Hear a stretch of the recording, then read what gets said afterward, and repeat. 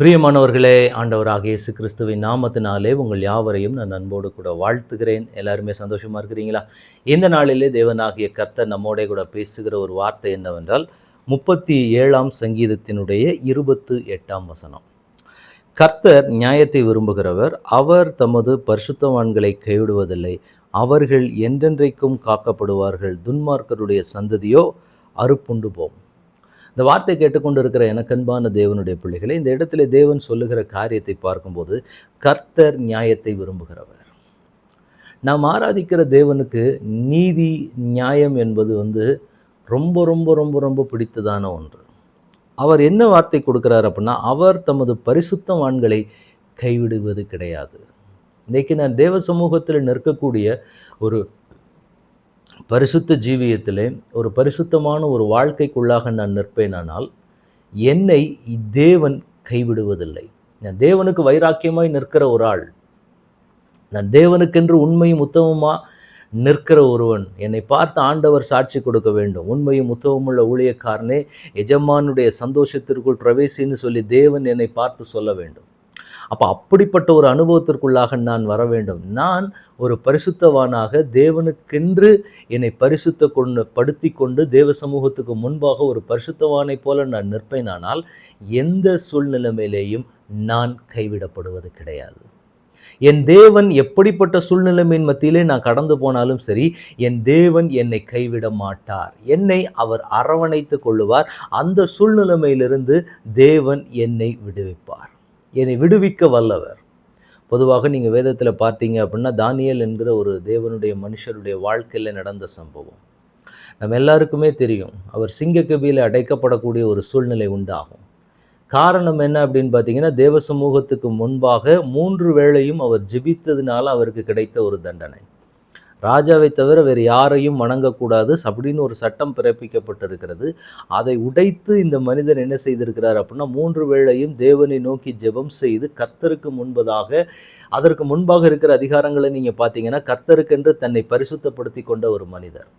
தீட்டானதொன்றையும் நான் புசிப்பது கிடையாதுன்னு சொல்லி தன்னை பரிசுத்தப்படுத்தி கொண்டு பரிசுத்த வாழ்க்கைக்கு நேராக தன்னை திருப்பின ஒரு மனிதர். அப்போ அவருடைய வாழ்க்கையில் அவர் கடந்து போகிற பாதையில் அவர் சிங்கக்கவிக்குள்ளே போகக்கூடிய ஒரு சூழ்நிலை வந்தது. அப்போ அந்த சூழ்நிலைமையிலே தேவன் அவரை ஒரு சேதமுமின்றி அந்த சிங்கத்தினுடைய வாயை கர்த்தருடைய தூதனை கொண்டு தேவன் கட்டி போட்டார். அப்போ அந்த இரவு முழுக்க அவர் சிங்கத்தோடு தான் இருக்கிறார். ஆனால் ஒரு சேதமுமின்றி அவரை தேவன் காப்பாற்றினார். எனக்கு அன்பான தேவனுடைய பிள்ளைகளே, சில சிங்கத்தை போன்ற சில அனுபவங்கள் நம்மை சுற்றி நடக்கலாம். ஆனால் நீங்கள் தானியேலை போல ஒரு பரிசுத்தமுள்ள ஜீவியத்துக்குள்ளே நீங்கள் நிற்பீங்க அப்படின்னா, அந்த சூழ்நிலைகள் ஒன்றும் உங்களை சேதப்படுத்துவதில்லை. அதுக்காக சுற்றிலுமே எனக்கு நல்ல கரெக்டான ஒரு சுச்சுவேஷன் இருக்குமானா, எல்லாருக்கும் அப்படி அமையப்போவது கிடையாது. ஆனால் சூழ்நிலைகள் எப்படி இருந்தாலும், நான் தேவனுக்கு முன்பதாக என்னுடைய பரிசுத்தத்தை காத்து கொண்டு நான் நிற்பேனானால், நிச்சயமாக என் தேவனால் என்னை காப்பாற்ற முடியும். என்னை தேவன் வழிநடத்த முடியும்.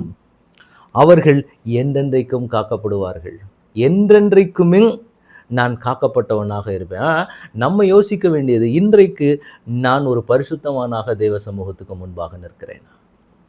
பரிசுத்தத்தை வாஞ்சித்து நான் தேவனுடைய சமூகத்தில் நிற்கிறேனா? இதை தான் தேவன் இன்றைக்கு நம்ம இடத்துல எதிர்பார்க்கிறார்.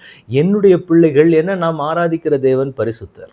அவர் பரிசுத்தம் பண்ணுகிறவர், ஒரு குறையும் இல்லாதவர், பரிசுத்தம் நிறைந்த ஒரு தேவனை தான் நாம் ஆராதித்துக்கணும். அவரிடத்துல அசுத்தம் எல்லளவேனும் அவர்கிட்ட கிடையவே கிடையாது.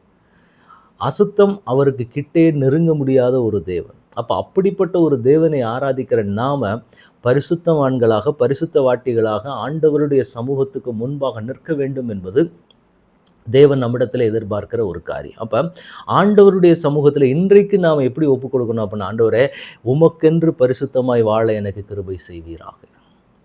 உமக்குள்ளாக இன்னும் நான் பரிசுத்தம் அடைய வேண்டும். பரிசுத்தத்தின் மேல் பரிசுத்தத்தை நான் பெற்றுக்கொள்ள என் தேவன் எனக்கு கிருபை செய்ய வேண்டும். அந்த கிருபையை கர்த்தர் எனக்கு தாங்க. ஏன்னா அப்போ நான் எந்த சூழ்நிலைமையிலே நான் கைவிடப்பட்டவனாய் நிற்கப் போவதில்லை.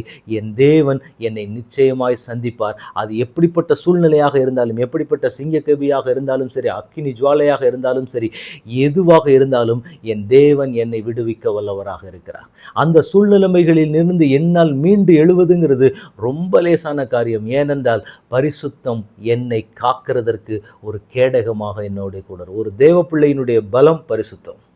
அப்போ பரிசுத்தத்திற்கு நேராக நான் வாஞ்சித்து நிற்கும்போது, அதற்கு என் வாழ்க்கையை நான் அர்ப்பணிக்கும் போது என்ன நடக்குது அப்படின்னா, சுற்றிலும் எத்தனை கோலியாத்தின் சீறல்கள் எழும்பினாலும் சரி, எல்லாவற்றிலும் இருந்து என்னை காத்து வழிநடத்துகிறதற்கு, என்னை மோசம் போகாதபடிக்கு வழிநடத்துகிறதற்கு என் தேவன் என்னோட கூட இருக்கிறார். இந்த வார்த்தையை ஆண்டவர் இன்றைக்கு சொல்லி நம்மை பலப்படுத்த விரும்புகிறார். இன்றைக்கு ஆண்டவரிடத்தில் ஒப்புக் கொடுக்கலாம். ஆண்டவரை, நான் ஒரு பரிசுத்தமுள்ள ஜீவியம் செய்யவும்.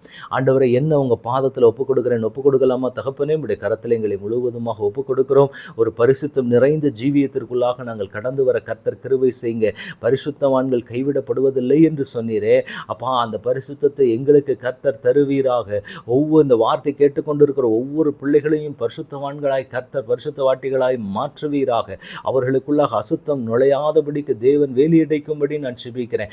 எங்களுக்கு கர்த்தர் காக்கிறவும் அப்பா நடத்துகிற கிருபைகளையும் கர்த்தர் தாமே எங்களுக்கு நீர் கொடுத்து வழிநடத்தும்படி நம்முடைய பரிசுத்த கரங்களுக்குள்ளாக எங்களை ஒப்புக் கொடுக்கிறோம். பரலோகத்தின் தேவன் எங்களை ஆளுகை செய்ய வழி நடத்துங்க. இயேசு கிறிஸ்துவின் நாமத்தில் ஜெபம் கேளும் எங்கள் நல்ல பிதாவே. ஆமேன், ஆமேன், ஆமேன். God bless you.